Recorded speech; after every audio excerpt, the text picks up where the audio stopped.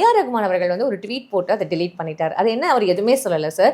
ஒரு புறா, அப்புறம் வந்து ஒரு இதய வடிவில் வந்து ஒரு சிம்பிள், அப்புறம் வந்து ஒரு இந்தியா. ஏஆர் ரகுமானை பொறுத்தவரை இந்த யுத்தம் வேண்டாங்கிறார். ஆலிவ் இலைய காமிக்கிறாரு, புறாவை காமிக்கிறாரு, இந்தியாவை காமிக்கிறார். அப்படி இருக்கும்போது இவர் எதுக்கு சார் அதை போட்டுட்டு அதை டெலீட் பண்ண வேண்டிய அவசியம் இல்லை? அதே சங்கிகள் அவர் மீது ஒரு தாக்குதல் தொடுக்கிறான். ரகுமான் முஸ்லீம்னா அவர் என்ன ஆப்கானிஸ்தான் முஸ்லீமா, இல்லை அதாவது பாகிஸ்தான் முஸ்லீமா, பங்களாதேஷ் முஸ்லீமா? அல்ல, நமது சகோதரன்.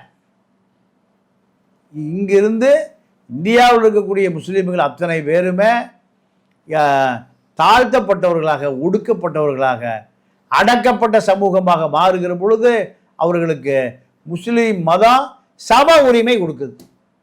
கிறித்துவா கல்வி கொடுக்குது. ஆங்கிலேய அவன் சாதியை பார்ப்பதில்லை, கை கொடுக்குறான், ஹவுடுன்னு கை கொடுக்குறான். இதனால தான் இங்கே இருக்கக்கூடிய இந்து மக்கள் முஸ்லீம் மதத்தையும் கிறித்துவ மதத்தையும் தழுவியதற்கு அது ஒரு காரணம்.